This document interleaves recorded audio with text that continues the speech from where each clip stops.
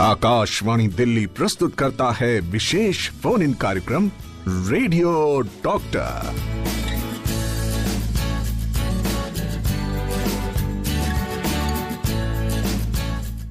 नमस्कार, radio doctor में आप सभी का हार्दिक स्वागत, अभिनंदन। स्वीकार करिए अपनी दोस्त शालिनी मित्तल का नमस्कार। श्रोताओं, आज बहुत इंपॉर्टेंट दिन है। आज है नेशनल डॉक्टर्स डे यानी राष्ट्रीय चिकित्सक दिवस, और ये खास तौर पर रेडियो डॉक्टर के लिए एक बहुत बड़ा दिन है। रेडियो डॉक्टर में हम आमंत्रित करते हैं प्रतिदिन एक विशेषज्ञ को, एक डॉक्टर को, जो यहाँ पर मौजूद होता है। और आज भी हमारे साथ एक विशेष गेस्ट है, क्योंकि दिन विशेष है। भारत में प्रतिवर्ष 1 जुलाई को मनाया जाता है ये दिन, और ये दिन चिकित्सकों के योगदान को सम्मानित करने के लिए समर्पित है। ये दिन हम अपने डॉक्टर्स को धन्यवाद देते हैं इस दिन पर, और उनके समर्पण और कठिनाइयों को याद करते हैं कि कैसे वो हमारे स्वास्थ्य और हमारे कल्याण के लिए इतना संघर्ष करते हैं और इतनी सारी चीज़ें हमारे लिए करते हैं। यानी हमारे स्वास्थ्य की देखभाल के लिए वो भी तो अपना जीवन हमें देते हैं, क्योंकि उनका जो जीवन होता है तो पूरी तरह से समर्पित होता है अपने पेशेंट्स के लिए। आज इस विशेष अवसर पर हमने आमंत्रित किया है एक विशेष गेस्ट को। आपसे तारुफ कराते हैं। हमारे साथ स्टूडियो में हैं डॉक्टर वंदना तलवार। आप डीन हैं university school of medicine and allied health services, Guru Gobind Singh IP university, और आप प्रोफेसर एंड कंसल्टेंट हैं department of critical care medicine, Vardhman Mahavir medical college and Safdarjung hospital, और आप former medical superintendent Safdarjung hospital भी रह चुकी हैं। बहुत हर्ष का विषय है कि आज डॉक्टर वंदना हमारे साथ है। बहुत बहुत स्वागत डॉक्टर वंदना आपका हमारे स्टूडियो में। धन्यवाद शालिनी जी, और सब दर्शकों को मेरा नमस्कार।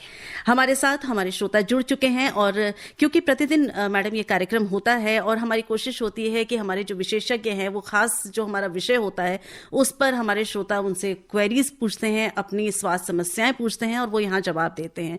तो आज भी हम आपकी समस्याओं का समाधान तो करेंगे ही, लेकिन एक हम आपसे अनुरोध करेंगे कि आज क्योंकि डॉक्टर्स डे है, आज ये विशेष दिवस है, तो निश्चित तौर पर हमारे श्रोता रेडियो डॉक्टर को कुछ कहना चाहेंगे, इस कार्यक्रम को कुछ कहना चाहेंगे, और डॉक्टर्स फ्रेटर्निटी को कुछ कहना चाहेंगे। बिल्कुल आपके मन में एक भाव होगा जो इस रेडियो डॉक्टर के माध्यम से आज आप व्यक्त कर सकते हैं, क्योंकि बहुत सारे श्रोता भी इस कार्यक्रम के साथ जुड़े हैं और बहुत सारे डॉक्टर्स भी जुड़े हैं। तो आप अपने मन की भावना बिल्कुल अपने तक ना रखें, हमारे साथ शेयर करें, हमारे स्पेशलिस्ट के साथ शेयर करें, हमारे एक्सपर्ट के साथ शेयर करें, और साथ ही साथ हमारी पूरी जो लिसनर समूह है उनके साथ शेयर करें। तो मैं आपको नंबर बताती हूँ। हमारे फोन नंबर्स हैं 011-2342-1080, 2342-1082।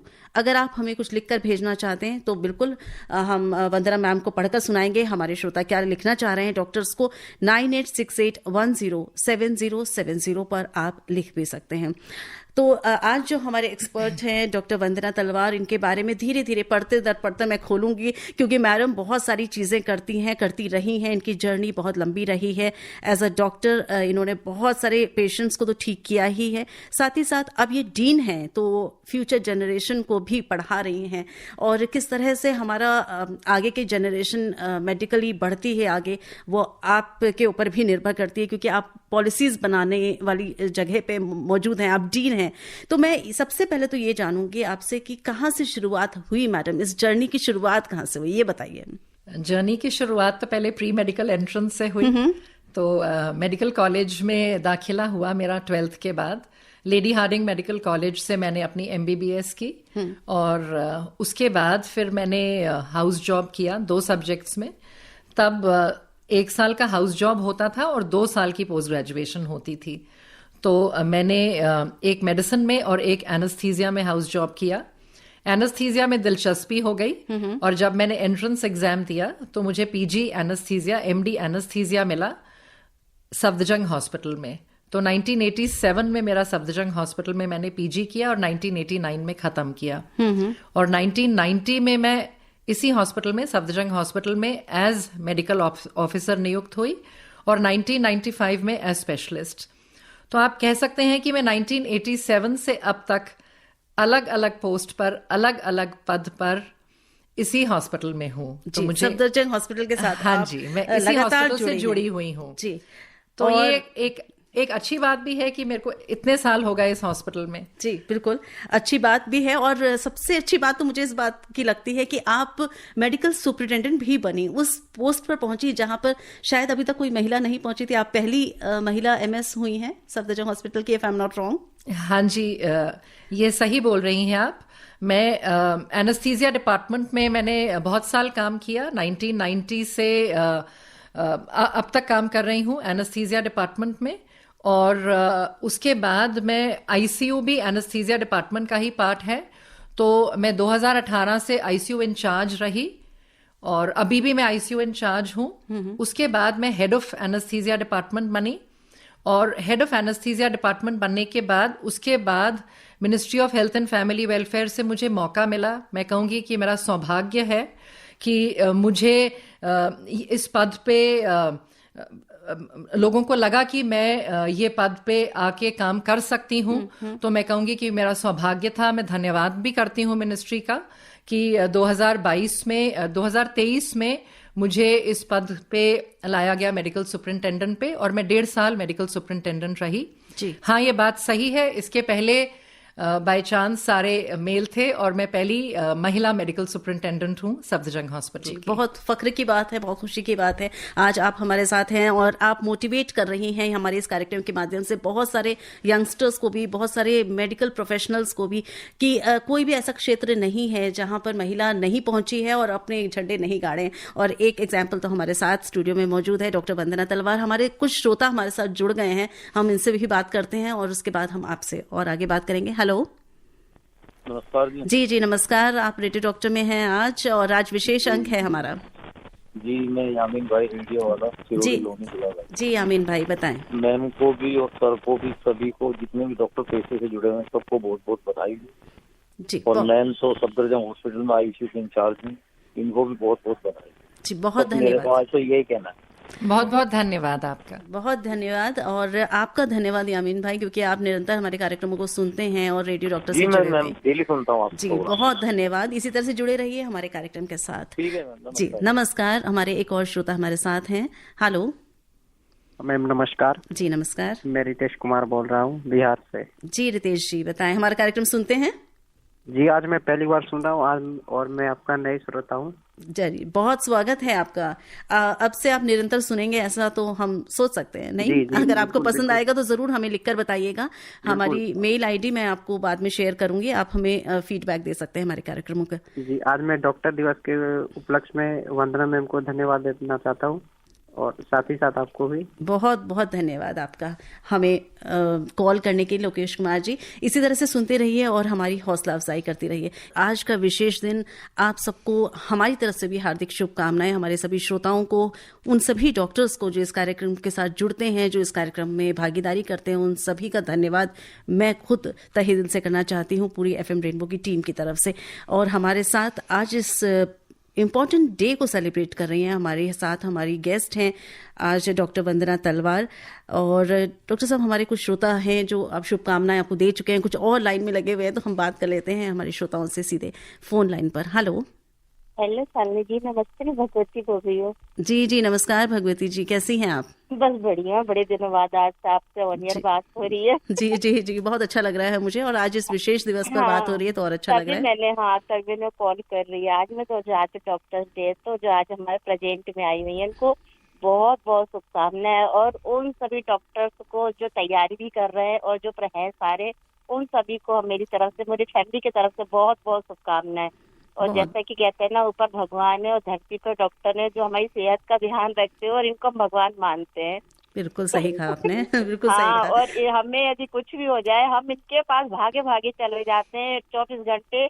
और हम इनका इसलिए भी धन्यवाद देते हैं कि ये चाहे रात हो चाहे दिन हो, ये अपने घर में कोई परेशानी हो, फिर भी ये घर में अपना सब छोड़ के और हमको देखने के आ जाते हैं सबको। ये नहीं सोचते कि हमें घर में क्या जरूरत है, फिर भी मतलब और ये आते हैं कि हम स्वस्थ हो जाएं। इनके घर में से सब जरूरत सबको होती घर में, पर फिर भी हम लोगों का ध्यान रखते। तो इसके लिए हम बहुत तहे दिल से बहुत बहुत धन्यवाद देते हैं इनको, जो हम और हम सब चाहते हैं कि हम लोग भी सेहतमंद रहें और ये सबसे पहले सेहतमंद रहें। क्योंकि ये सेहतमंद रहेंगे तो हम सेहतमंद रहेंगे। बिल्कुल, बहुत अच्छी बात आपने ये बोली है। मैं वंदना जी से भी बोलूंगी कि आपसे सीधे बात करें।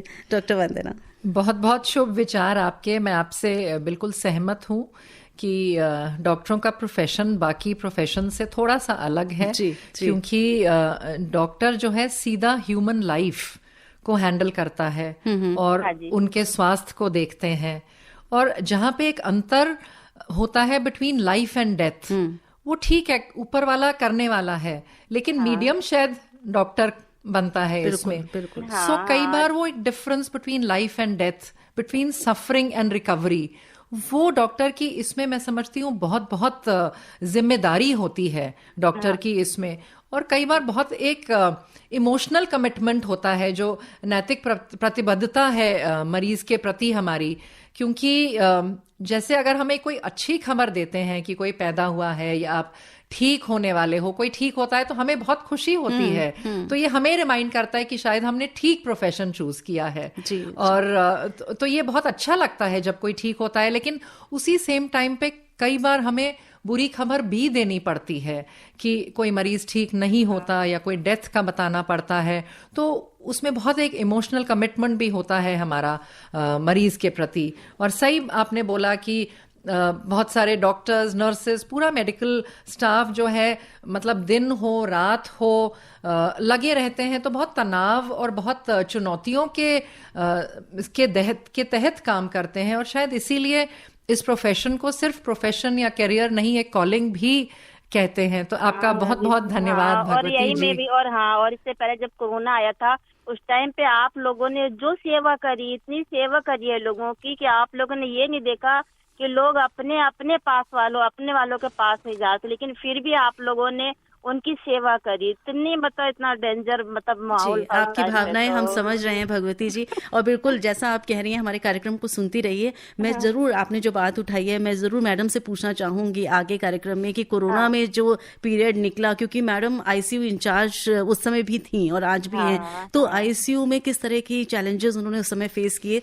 देखिए, समय हमें जितना समय देगा, हमारी बहुत सारी शुभकामनाओं के संदेश हमारे पास पहुंच रहे हैं, फोन कॉल्स आ रहे हैं। बहुत बहुत धन्यवाद आपने कॉल किया। तो जैसा मैम अभी भगवती जी कह रही थी, कोरोना की इन्होंने बात की, तो मुझे लगा मैं उसी बात को थोड़ा सा कंप्लीट करूं कि कोरोना के टाइम आप सफदरजंग हॉस्पिटल में ही थी, आईसीयू हेड थी, तो किस तरह के चैलेंजेस आपने उस समय फेस किए? जैसे वो बता रही थी, बहुत डिफिकल्ट पीरियड रहा होगा। कोरोना अपने आप में ही चैलेंज था दुनिया भर में, सिर्फ भारत ने नहीं। और भारत ने तो मेरे को लगता है हमारे देश ने बहुत अच्छा किया। प्रोटोकॉल्स वगैरह कुछ भी बने नहीं हुए थे।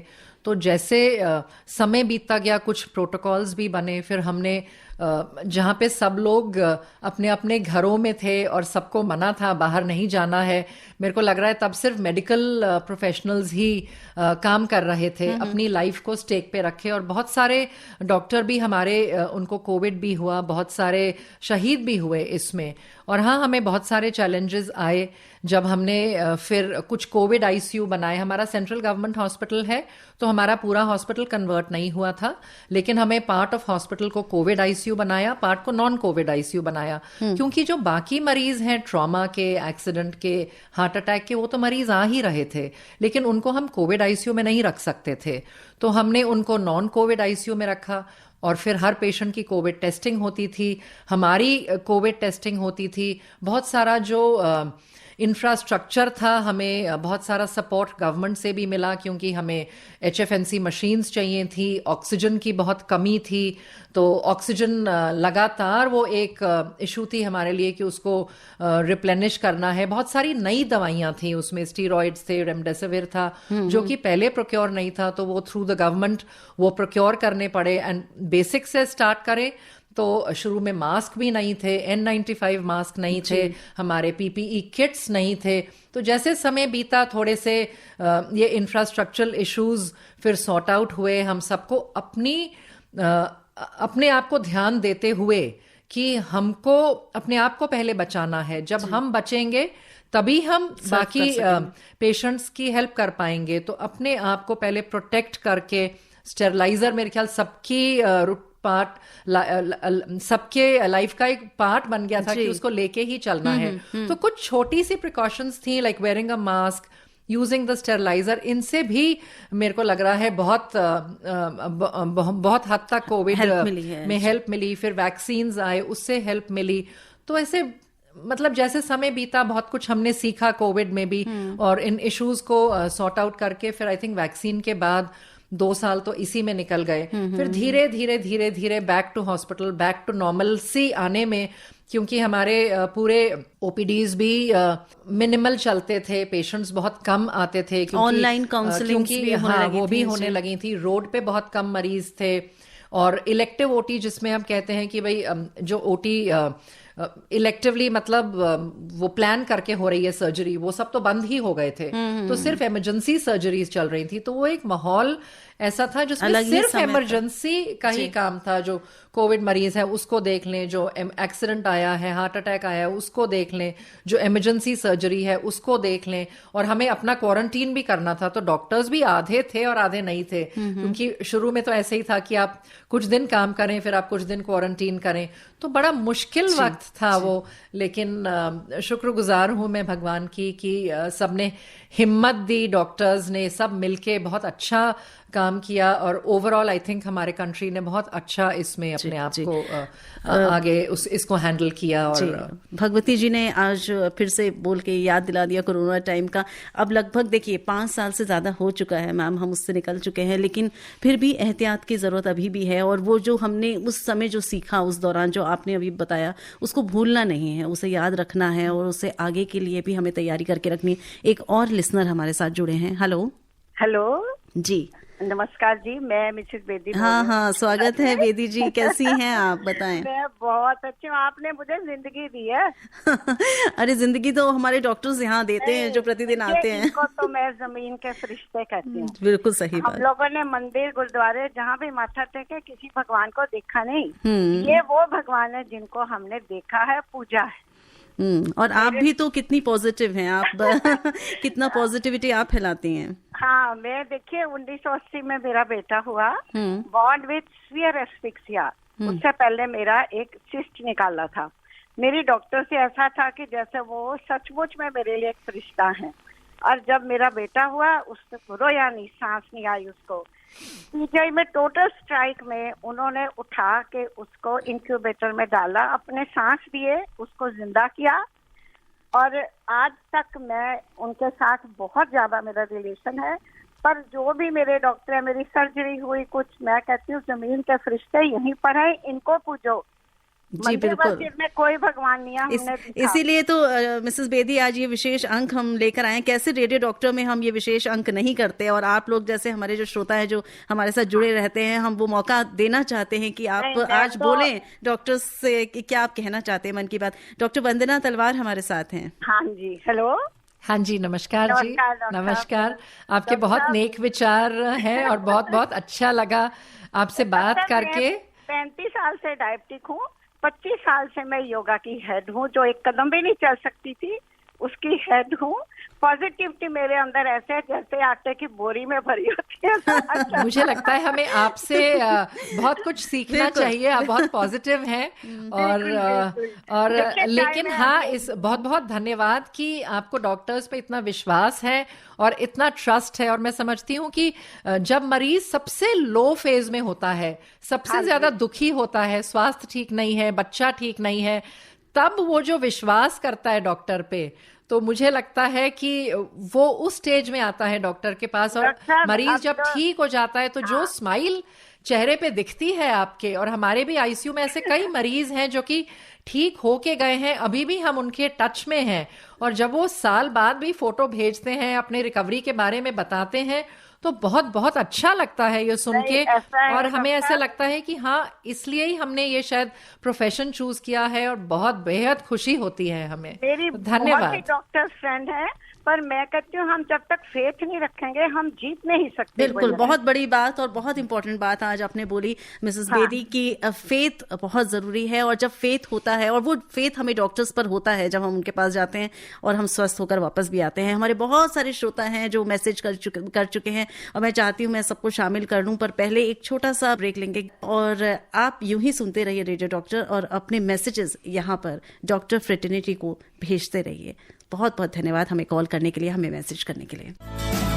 आप सुन रहे हैं विशेष फोन इन कार्यक्रम रेडियो डॉक्टर। आप हैं रेडियो डॉक्टर में और आज हमारे साथ हमारी गेस्ट हैं डॉक्टर वंदना तलवार। और डॉक्टर साहब के बारे में मैं बताया, इंट्रोडक्शन दिया, बहुत सारी बड़ी बड़ी उपाधियां हैं डॉक्टर साहब की। अभी फिलहाल आप डीन हैं यूनिवर्सिटी और school of medicine and allied health services Guru Gobind Singh IP university में। आप प्रोफेसर कंसल्टेंट हैं department of critical care medicine Safdarjung hospital में। और आप खास तौर पर आपका जो एरिया ऑफ इंटरेस्ट है वो एनेस्थीसिया है, इंटेंसिव केयर यूनिट है, ये आपका स्पेशल इंटरेस्ट है। आपने बताया कि कहाँ से जर्नी शुरू हुई, कैसे आप एनेस्थीसिया की तरफ आप अट्रैक्ट हुई, तो थोड़ा सा बताएं हमारे श्रोताओं को किस तरह का कार्य रहता है आपका।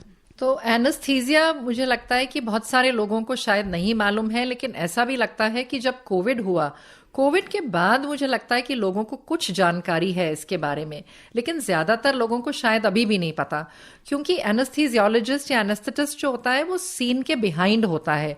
लेकिन अगर 2 शब्दों में मुझे कहना पड़े तो एनेस्थेटिस्ट का रोल है as a guardian during surgery. मतलब सर्जरी में जो पेन है बिल्कुल नहीं होना चाहिए। आप समझिए कि कौन सर्जरी कराएगा, बेशक छोटी मोटी सर्जरी क्यों ना हो, और आजकल तो इतनी कॉम्प्लेक्स सर्जरीज होती हैं, long surgeries, life saving surgeries होती हैं, तो जो पेन का बिल्कुल ध्यान देता है कि पेन बिल्कुल नहीं होना चाहिए। और फोकस एनेस्थेटिस्ट का होता है पेशेंट सेफ्टी पे। पेशेंट बिल्कुल सेफ रहेगा ड्यूरिंग सर्जरी, क्योंकि सर्जन जो है वो तो बिजी हो गए अपनी सर्जरी में। लेकिन starting right from pre operative, operation के पहले मरीज को देखते हैं, उसको क्या दवाइयां चल रही हैं, उसमें कुछ ऐड करना है, उसको हम ऑप्टिमाइज करते हैं सर्जरी के लिए। उसके बाद इंट्रा ऑपरेटिव पीरियड में पूरा ध्यान देते हैं कि बिल्कुल पेन नहीं हो, पेशेंट बिल्कुल सेफ रहे और क्वालिटी केयर प्रोवाइड हो। और फिर यही नहीं, पोस्ट ऑपरेटिव फेज में भी आजकल जो है मॉनिटरिंग बहुत इंप्रूव हो गई है। जब हमने स्टार्ट किया था 30 साल हो गए अब, तो तब मोरलेस आप कह सकते थे बहुत बेसिक मॉनिटर था। हार्ट रेट आ गया, ECG आ गई, BP आ गया, हैंड ऑन पल्स भी रखते थे हम। जैसे छोटे बच्चे होते थे तो हैंड ऑन पल्स ही हमारे कई बार ये होता था, और एक स्टेथोस्कोप रख दिया कि भाई सब ठीक चल रहा है। लेकिन आजकल मॉनिटरिंग जो है बहुत सोफिस्टिकेटेड हो गई है, तो अब सेफ्टी फैक्टर बहुत बढ़ गया है।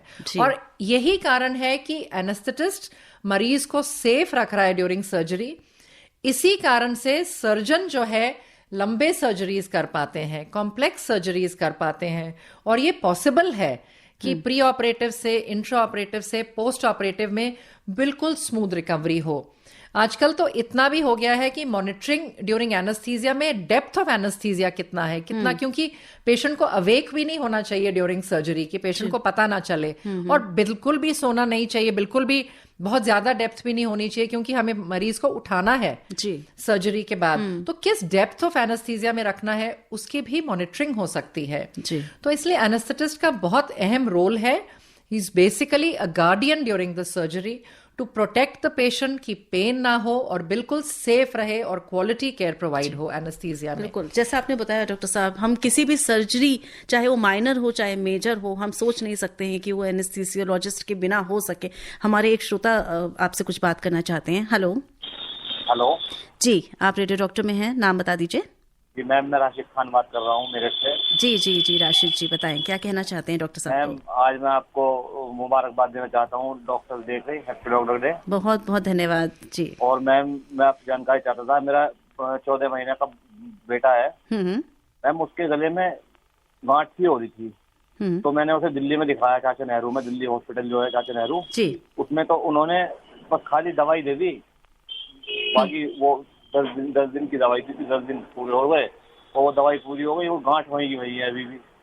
तो उसका ऑपरेशन बोला गया है, मेरठ में दिखाया मैंने, तो वहाँ यहाँ ऑपरेशन बोल रखा है। तो मैम, इतने बड़े बच्चे का क्या ऑपरेशन कराना ठीक है? जी, डॉक्टर साहब आपको बता रही हैं, गाइड कर रही हैं। देखिए, गांठ जो है कई कारण से हो सकती है। हो सकता है इन्फेक्शन हो, कोई छोटा मोटा नोड्यूल हो, कोई एब्सेस हो, और मतलब जब तक अगर आपको 10 दिन की दवाई दे दी है तो शायद ये समझा होगा कि इन्फेक्शन से है और वो ठीक नहीं हुआ। तो अगर ऑपरेशन के लिए बोला है, मैं ये कहना चाहती हूँ कि बिल्कुल सेफ है ऑपरेशन कराना। आजकल तो आप देखिए, अगर एंटीनेटल मतलब जब बच्चा माँ के पेट में होता है तब भी ऑपरेशन किया जाता है। और जब नया नवजात शिशु पैदा होता है, कई बार पेशेंट को, नवजात शिशु को कंजेनिटल अनोमलीज होती हैं। कभी हार्ट में होती है, कभी ट्रेकिया में होती है, कभी टट्टी के रास्ते में होती है, पेशाब के रास्ते में होती है। तो सर्जरी की अगर आवश्यकता है, अगर डॉक्टर ने बोला है कि सर्जरी चाहिए मरीज को ठीक होने के लिए, तो आप एनेस्थीसिया पॉइंट ऑफ व्यू और सर्जरी पॉइंट ऑफ व्यू से बिल्कुल मत घबराइए।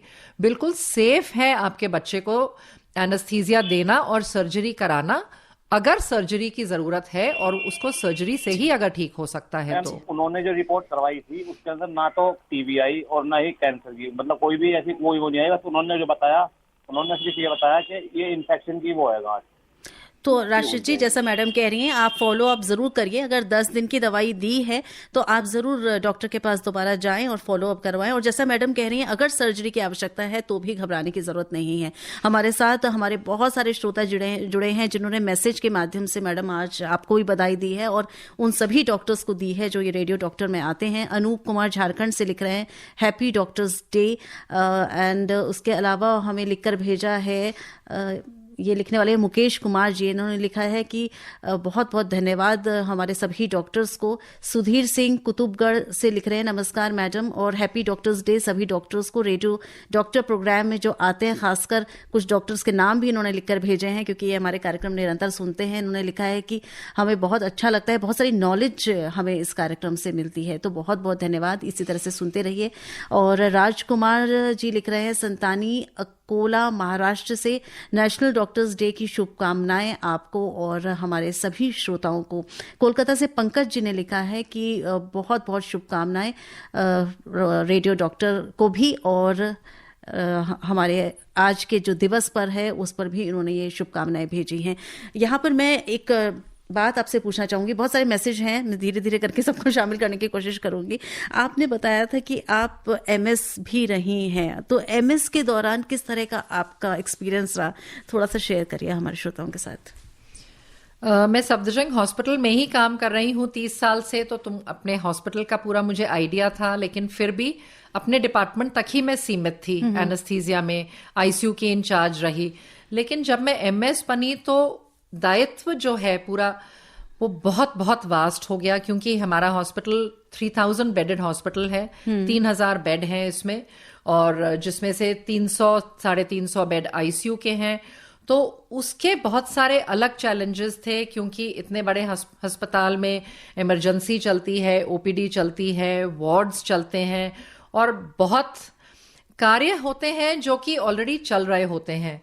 लेकिन मैंने अपनी तरफ से कुछ कोशिश की कि मैं अपने सिस्टम को कुछ और सुधार सकूं, क्योंकि मुझे मौका मिला था, सरकार ने मुझे मौका दिया था और मुझे लगा ये मेरा सौभाग्य है, तो मैं इस मौके को जरूर इस्तेमाल करूं और अपनी तरफ से जो भी मैं कंट्रीब्यूट कर सकती थी मैंने कोशिश की।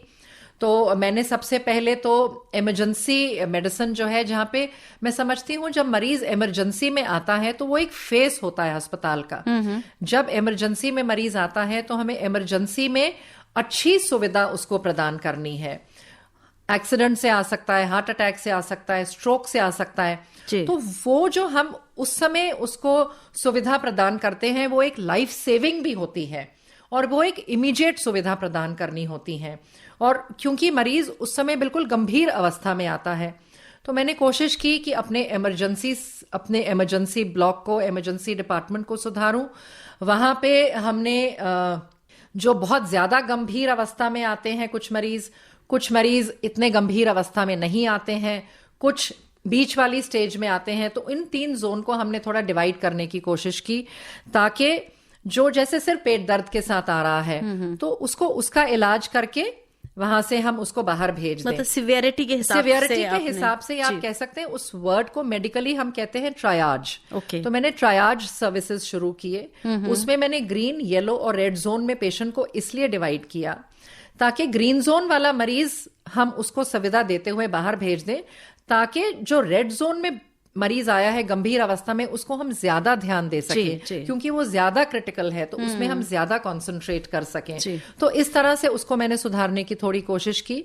एक मैंने इवनिंग ओपीडी की शुरुआत की, क्योंकि बहुत सारे मरीज हैं जो कि काम भी कर रहे होते हैं और हमारा ओपीडी रजिस्ट्रेशन 11:30 बजे तक बंद हो जाता है। तो हमें लगा अगर कोई 11:30 बजे के बाद भी आता है और 2 से 6 हमने इवनिंग ओपीडी की शुरुआत की, तो वो बीच में आके अपना मरीज को देख सकते हैं, तो दिखा सकते हैं। तो अभी भी इवनिंग ओपीडी चल रही है, 200 मरीज के करीब हमारे वहां पे आते हैं। ये बहुत बड़ी सुविधा आपने दी है। इसीलिए मुझे लगा कि वो हमारा इमरजेंसी भी डीकंजेस्ट करेगा। तो मैंने इस पे थोड़ा सा प्रयास किया कि मैं डीकंजेस्ट करूं ओपीडी सर्विसेज को भी। अब जैसे हम जब मैं एमएस थी, स्पोर्ट्स इंजरी सेंटर नया मंत्री जी ने उद्घाटन किया था, तो हमारे पास एक नई बिल्डिंग आई थी। तो जिस बिल्डिंग में स्पोर्ट्स इंजरी था, मैंने कैंसर के मरीज फिर वहां पे डाले, तो उसको हीमेटो ऑन्कोलॉजी ब्लॉक के नाम से अब वो जाना जाता है। तो वो मरीज वहां पे एक बिल्डिंग में अब हमने शामिल किए। तो इसलिए मैंने उसको रीएलोकेट करने की कोशिश की, क्योंकि मेरा मानना ये था कि हमारे पास जितना एरिया है हॉस्पिटल का वो तो फिक्स्ड है, लेकिन उसी एरिया में मैं रीएलोकेट कर सकती हूँ सर्विसेज, सुविधा के हिसाब से। हाँ, सो रिसोर्स एलोकेशन। कुछ एरियाज हैं जो अंडर यूटिलाइज्ड हैं, कुछ हैं जो ओवर यूटिलाइज्ड हैं, तो थोड़ी स्पेस क्रंच जो है उस यूटिलाइजेशन से उसको हम ठीक कर सकते हैं। तो वो मैंने करने की कोशिश की। कुछ पेशेंट सर्विसेज प्रोवाइड किए, जैसे ई कार्ट्स स्टार्ट किए, तो अब 12 ई कार्ट्स हैं मरीजों को, स्टाफ को एक जगह से दूसरी जगह जाने के लिए। कुछ बेसिक सुविधाएं, बेंचेस हैं पेशेंट को बैठने के लिए, आरओ, हमारे व्हील चेयर्स, वाटर एटीएम्स, मरीज आते हैं, कम से कम पानी की सुविधा, बैठने की सुविधा, इतना जरूर होना चाहिए। और इमरजेंसी मेडिसिन डिपार्टमेंट की शुरुआत की। इमरजेंसी सर्विसेज जरूर थी जो कैजुअल्टी और इमरजेंसी के नाम से जानी जाती है, लेकिन मैं मानती हूं जब एक डिपार्टमेंट शुरू होता है, वहां पे जब पोस्ट ग्रेजुएट्स पढ़ाई करने के लिए बच्चे आते हैं, तो उस डिपार्टमेंट की बहुत अच्छी ग्रोथ होती है। उस हिसाब से उसको सोचते हुए इमरजेंसी मेडिसिन डिपार्टमेंट की शुरुआत की और क्रिटिकल केयर मेडिसिन की भी शुरुआत की मैंने। बहुत सारे आपने ऐसे स्टेप्स लिए जिससे हम जैसे पेशेंट्स को बहुत फायदा हुआ, और आगे भी ये निरंतर इस तरह के स्टेप्स चलते रहेंगे, ऐसी उम्मीद कर रहे हैं। और एक और चीज अगर मैं इसमें कहना चाहती हूँ कि बहुत सारे पब्लिक को हमें नहीं पता, इस मंच से हम उनको मोटिवेट भी कर सकते हैं, उनको बता भी सकते हैं, आग्रह कर सकते हैं कि ऑर्गन ट्रांसप्लांट एक चीज है जो कि सब लोगों को नहीं मालूम। जी, हमारे पास मरीज आते हैं, क्योंकि बहुत बड़ा अस्पताल है, हेड इंजरी के आते हैं, स्ट्रोक के आते हैं, कई बार वो मरीज ब्रेन डेड हो जाते हैं, उसको कहते हैं ब्रेन स्टेम डेथ। जो मरीज ब्रेन स्टेम डेथ, जिनकी ब्रेन डेथ हो जाती है लेकिन हार्ट अभी है, वो मरीज जो है अपने अंग बाकी मरीजों को दे सकते हैं, जिनकी किडनी नहीं है, जिनके लिवर खराब हो गया है, जिनका हार्ट खराब हो गया है।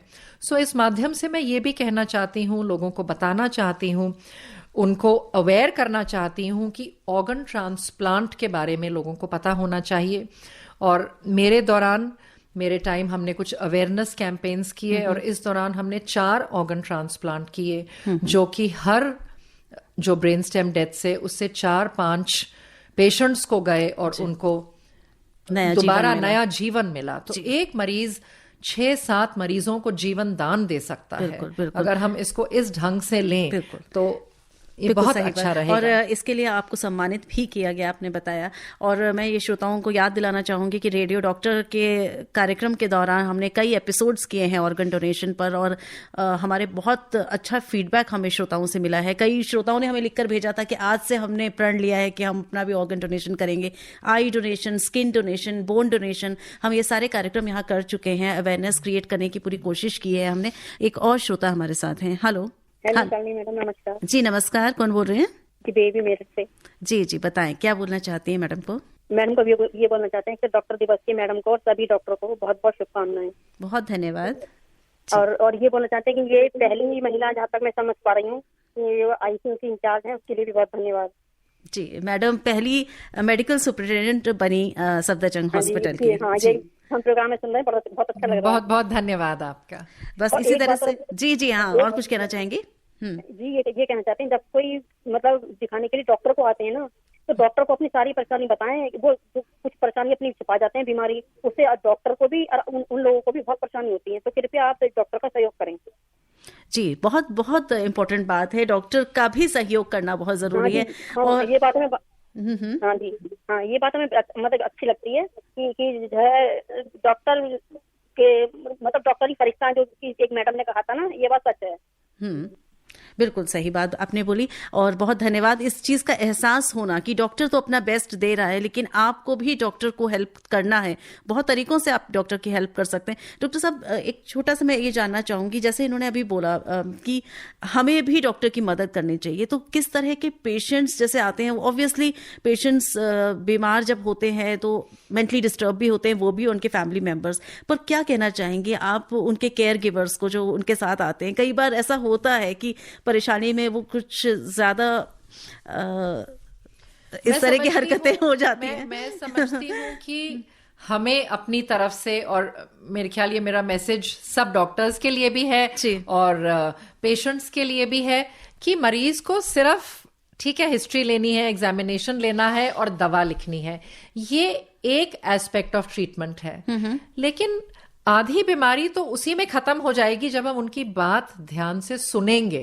तो ये एक बहुत जरूरी चीज है कि हम ध्यान से सुने, उसको समझें और थोड़ी अपनी करुणा से और सहानुभूति से, जिसे हम कहते हैं एम्पथी, मरीज के लिए एम्पथी, उसको समझना, मरीज को कंपैशन, वो एक बहुत जरूरी पार्ट ऑफ सर्विस है जो डॉक्टर्स का एक अहम पार्ट है। वो ठीक है कि आपने मरीज के लिए दवाइयां लिखी, और लेकिन वो बात उस पे खत्म नहीं हुई है। ठीक है, हम सिंसियरली काम करें, जिम्मेदारी से काम करें, ईमानदारी से काम करें, लेकिन हम मरीज को जरूर पूरी तरह से उसकी बात को सुने, उसकी बात को समझें। कहीं वो कुछ कह रहे हो, हमें उनकी परेशानी कुछ और हो, कई बार हमें रेफर करना पड़ता है किसी और डॉक्टर को, तो थोड़ा सा ध्यान से अगर हम करें, उसको एम्पथाइज करें, कंपैशन से काम करें, और तो उससे मुझे लगता है कि आधी प्रॉब्लम सॉल्व हो जाएंगी। हमें एक कम्युनिकेशन चैनल जो कि है बहुत जरूरी है। कई बार जो इशू आता है बिटवीन डॉक्टर एंड पेशेंट, वो कम्युनिकेशन लैप्स होता है। बिल्कुल सही बात बोल रहे हैं। एक और हमारे श्रोता हैं जो कुछ कम्युनिकेट आपसे करना चाहते हैं, इनको भी ले लेते हैं लाइन पर। हेलो। हेलो, हाँ जी जी नमस्कार जी। नमस्कार, अपना नाम बता दीजिए। मैं जगजीत सिंह जी हूँ, 80 साल उम्र है मेरी साहब। जी अस्पताल में जाते हैं, हमें कोई हेल्प नहीं मिलती वहाँ किसी चीज की। इतनी उम्र होने के हिसाब से हम बड़ी मुश्किल से वहाँ पहुँचते हैं। जी बिल्कुल। वो दवाई भी लिखी जाती है, दवाई भी नहीं मिलती। आप कहाँ रहते हैं जगजीत जी? दिल्ली में रहते हैं। दिल्ली में ही रहते हैं, दिल्ली की ही बात कर रहे हैं आप? हाँ जी, दिल्ली की बात। तो सुविधाओं में क्या आपको कमी लगती है? बहुत कमी लगती है साहब। डॉक्टर 80 साल की उम्र के वहाँ अस्पताल पर तो घर में सोचना पड़ता है कैसे वहाँ तक पहुँचेंगे। पहुँच भी गए तो कोई हेल्प नहीं, कुछ नहीं, वहाँ पर्ची बनाने में भी मुश्किल। जी हम समझ गए हैं। डॉक्टर वंदना हमारे साथ है। मैम, सीनियर सिटीजन्स को, जैसे ये 80 साल अपनी उम्र बता रहे हैं, किस तरह की सुविधाएं दी जाती हैं? आप किस हॉस्पिटल की बात कर रहे हैं सर?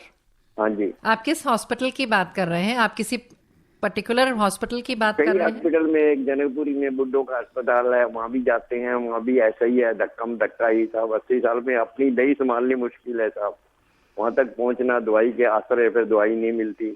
हमें अपने सीनियर सिटीजन्स और जेरियाट्रिक्स के लिए वो ठीक है कि अलग लाइन होती है हमारे यहाँ पे, और लेकिन उनको अलग तरीके से एम्स में है, मुझे मालूम है एम्स में तो है, अलग डिपार्टमेंट भी है। और मैंने भी अपने टाइम जब मैं MSc जेरियाट्रिक वार्ड मैंने चलाया है, कि मुझे लगता है कि हमें जेरियाट्रिक वर्ग के लिए जरूर कुछ और करना चाहिए। हर हॉस्पिटल में अलग से लाइन भी होनी चाहिए, अलग से डॉक्टर भी बैठने चाहिए, ताकि उनको थोड़ी सुविधा हो। डॉक्टर होने चाहिए। जी बहुत बहुत धन्यवाद कि आपने ये बात उठाई है और मैम बोल रही हैं, तो निश्चित तौर पर हम उम्मीद करेंगे कि आगे आने वाले समय में ये सुविधाएं बढ़ेंगी। लेकिन हाँ, जैसे जैसे सुविधाएं बढ़ती, क्योंकि हमारे पास पॉपुलेशन लोड बहुत है, प्रयास बहुत होता है, लेकिन वो कई बार एंड यूजर तक नहीं हो पाता। बिल्कुल। मैसेजेस बहुत है, मैं कोशिश करती हूँ इनको एकोमोडेट कर लेती हूँ। यशपाल जी ने लिखा है द्वारका दिल्ली से कि नमस्कार डॉक्टर वंदना जी और Shalini ma'am, happy national doctors day to both of you. Salute all doctors for their dedicated and tireless service to the nation. I express my gratitude to Shalini ma'am for imparting authentic and useful knowledge through radio doctor for years now. Thank you so much Yashpal ji, और निरंतर जुड़े रहे हमारे साथ, हौसला अफजाई करते हैं और साथ साथ आपको वो इंफॉर्मेशंस भी मिलती हैं। ये बात आपने बताई है, हमारे कार्यक्रम के साथ जुड़े रहे हैं, इसके लिए धन्यवाद। डॉक्टर मैम वंदना तलवार, शालिनी मैम, बहुत बहुत डॉक्टर्स दिवस की शुभकामनाएं। मैम इन्होंने अपना एक लिखा है कि 1996 अप्रैल 10 को मेरा सुपुत्र सफदरजंग हॉस्पिटल में ही हुआ और वहां पर शायद उस समय आप होंगी, तो इसलिए आपसे कनेक्ट हो रहे हैं कि किस तरह से। और अगर ऑपरेशन से बेबी हुआ था क्या? इन्होंने ये तो नहीं लिखा है, पर ये लिख रहे हैं कि अगर ऑपरेशन से हुआ है तब तो मैं पक्का होंगी ऑपरेशन थिएटर में। बिल्कुल, नहीं तो मैं हॉस्पिटल में तो थी। इन्होंने लिखा है कि उस समय जो डॉक्टर्स का सहयोग इन्हें मिला है वो जीवन भर ये भूल नहीं पाए हैं और डॉक्टर्स को ये दुआएं दे रहे हैं इस कार्यक्रम के माध्यम से। लिखने वाले हैं नरदेव सिंह चौहान, कोटद्वार उत्तराखंड से। तो मैडम ने बोल दिया वो उस समय थी, तो आपसे कनेक्टेड बहुत लगा आपका सुन के। अनीता तेजवानी जी हमें हैप्पी डॉक्टर्स डे लिख रही हैं और कह रही हैं कि मैं रेगुलर लिसनर हूं और डॉक्टर्स जो हमारी जान बचाते हैं उनको एक बड़ा थैंक यू दे रही हैं इस कार्यक्रम से। नमस्कार, मैं बबीता हूं मेरठ से और हर रोज रेडियो डॉक्टर कार्यक्रम सुनती हूं, बहुत पसंद है। आप सभी को धन्यवाद। मेरे पास शब्द नहीं है इस कार्यक्रम की तारीफ करने के लिए, तो हमारे पास भी अब शब्द नहीं बचे बबीता जी आपकी तारीफ में। लोका जी लिख रही हैं 53 ईयर्स ओल्ड है, नोएडा में। Happy national doctors day to all of you. Randhir Gupta, Babita Rani Gupta हमें लिख रही हैं, बहुत बहुत धन्यवाद दे रहे हैं लोग। और लिखा है कि सभी डॉक्टर्स धरती पर भगवान का रूप होते हैं और इस कार्यक्रम से हमें बहुत सारी जानकारी मिलती है। प्रदीप सेठी अजमेर से, happy doctors day to all doctors who devoting their whole life for public health, salute to all of them. निजाम लिख रहे हैं पंजाब से, हैप्पी डॉक्टर्स डे। और वंदना मैम को स्पेशली बहुत सारे हार्ट के इमोशंस एंड हाथ जोड़ते हुए बहुत सारी जो इमोशंस आए मैम आपके लिए, और एक बहुत लंबा सा मैसेज है। ये मैसेज तो मुझे लगता नहीं मैं शामिल कर पाऊंगी, लेकिन आपको अलग से मैं कार्यक्रम के बाद सुना दूंगी। और ये मैसेज हमें लिखा है मिसेस बादी ने, thank you so much for this programme. Vishwas ने हमें लिखा है, my life is a blessing of the doctors and staff of SGPGI and specially doctor का नाम लिखा है doctor Poddar. I suffered from, बहुत लंबा मैसेज है अपना। ये ग्रेटिट्यूड ये दिखा रहे हैं, वो बता रहे हैं कि मैं साइंटिस्ट हैं ये इंपीरियल कॉलेज लंदन में, और ये हमें मैसेज कर रहे हैं वहाँ से। तो बहुत बहुत धन्यवाद, आप लंदन में हमारा कार्यक्रम सुन रहे हैं विश्वास जी, बहुत बहुत धन्यवाद। इसी तरह से आप सुनते रहिए। राजकुमार जी लिख रहे हैं अकोला महाराष्ट्र से, happy doctors day and blessings to all the doctors and presenters. Manju Bhatia लिख रही हैं द्वारका दिल्ली से, Shalini ji please convey heartiest congratulations to madam on doctors day and all doctors who come in radio doctor. आप इसी तरह से रेडियो डॉक्टर को सुनते रहिए। बहुत बहुत धन्यवाद हमें लिखने के लिए, हमारा कार्यक्रम सुनने के लिए। मैं यहाँ पर ये जानना चाहूंगी डॉक्टर तलवार, आप हमारे साथ हैं कि आप अभी डीन हैं university school of medicine and allied health services, तो इसका थोड़ा सा एक्सपीरियंस शॉर्ट में शेयर करिए। तो एज डीन मैं एडमिनिस्ट्रेटिव इंचार्ज हूँ सारे एकेडमिक प्रोग्राम्स की। तो हमारे आईपी यूनिवर्सिटी में 5 मेडिकल कॉलेजेस हैं जिसमें MBBS कोर्स होता है, 1 डेंटल कॉलेज है जिसमें BDS होता है, और 4 मेडिकल कॉलेजेस हैं जिसमें MD कोर्स, MS कोर्स या उसके आगे सुपर स्पेशलाइजेशन कोर्स होते हैं। तो मल्टीपल हॉस्पिटल्स और मल्टीपल कॉलेजेस जो हैं हमारे आईपी यूनिवर्सिटी में हैं, और हम MBBS course, BDS course, MD और DM कोर्स सब करा रहे हैं अपने यूनिवर्सिटी में। उसके अलावा हमारे पास 7-8 नर्सिंग कॉलेजेस हैं जिसमें BSc प्रोग्राम चलता है, MSc चलता है, पोस्ट बेसिक नर्सिंग चलता है, और एलाइड कॉलेजेस हैं जैसे जिसमें अलग कोर्सेज चलते हैं, फिजियोथेरेपी का और मेडिकल लैब टेक्नीशियन का, मेडिकल इमेजिंग टेक्नीशियन का। तो बहुत सारे ऐसे कोर्सेज चलते हैं आईपी यूनिवर्सिटी के अंडर। और जो भी न्यू कोर्स इंट्रोड्यूस होते हैं, अभी मेरे होते 3 न्यू कोर्स इंट्रोड्यूस हुए हैं, super specialisation in critical care medicine, super specialisation in nephrology और super specialisation in gynae oncology. तो वो सब हमारी यूनिवर्सिटी से लिंक्ड होते हैं जो भी एकेडमिक प्रोग्राम आते हैं। जी, तो हम ज़रूर धन्यवाद देंगे, क्योंकि डॉक्टर साहब आपका ये जो लंबा एक्सपीरियंस है आपके फील्ड में, आप फ्यूचर को भी प्रिपेयर कर रही हैं, फ्यूचर डॉक्टर्स एक अच्छे डॉक्टर्स साबित हों, इसके लिए आपका प्रयास चल रहा है। बस अब इतना ही समय है कि आप चलते चलते इस विशेष दिवस पर क्या कहना चाहेंगे हमारे सभी श्रोताओं को या उन डॉक्टर्स को ये कार्यक्रम सुन रहे हैं? तो मैं डॉक्टर्स को तो ये कहना चाहूंगी कि हमें भगवान की देन है, हमें मौका मिला है, we have a healing power and इसके लिए हमें भगवान का धन्यवाद देना चाहिए। तो ये हमें इतनी क्षमता मिली है, भगवान ने दी है, इतनी पढ़ाई हमने की है, तो हम अपना प्रोफेशन जिम्मेदारी से करें, प्रतिबद्धता से करें, ईमानदारी से करें। और मरीज जब हमारे पास आता है, हम ट्रीटमेंट लिखने के साथ साथ उनसे एम्पथी और कंपैशन से, उनसे करुणा से और स्वानुभूति से अगर हम उनसे बात करें तो ये बहुत अच्छा फिर एक होलसम ट्रीटमेंट रहेगा मरीज के लिए, क्योंकि आधी बीमारी तो उसकी उसी में ही खत्म हो जाएगी। और सब श्रोतागण जो सुन रहे हैं, आपका बहुत बहुत धन्यवाद। आप इतना विश्वास रखते हैं, इतना ट्रस्ट करते हैं डॉक्टर्स को। आप हमारे पास तब आते हैं जब आप अपने सबसे लोएस्ट फेज में होते हैं, और जब आप ठीक होते हैं तो वो हमारे लिए बहुत बहुत खुशी की बात होती है, और हमको ये याद दिलाता है हाँ कि हमने ये लाइन चुनी तो हमने सही चुनी। जब हम आपके चेहरे देखते हैं और आपसे सुनते हैं कि आपको इतना खुशी मिली डॉक्टर से, उतनी उससे दुगनी खुशी हमें मिलती है जब आप ठीक होते हैं। तो आज मैं इस मंच के द्वारा अपनी commitment to my medical profession, I will renew my commitment. Thank you so much ma'am कि आप समय निकाल कर यहाँ आई हैं, और आप सभी श्रोताओं का धन्यवाद। कुछ श्रोताओं के मैसेज शामिल नहीं हो पाए, उनसे माफ़ी चाहती हूँ, पर धन्यवाद दूंगी। हमारे आज के गेस्ट हमारे साथ रही डॉक्टर वंदना तलवार। बहुत बहुत धन्यवाद मैडम, आप आई हैं यहाँ पर और इस विशेष कार्यक्रम में आप शामिल हुई। स्वीकार करिए अपनी दोस्त शालिनी मित्तल का भी नमस्कार। अभी आप आकाशवाणी दिल्ली से विशेष फोन इन कार्यक्रम रेडियो डॉक्टर सुन रहे थे। कार्यक्रम की प्रस्तुतकर्ता थी शालिनी मित्तल।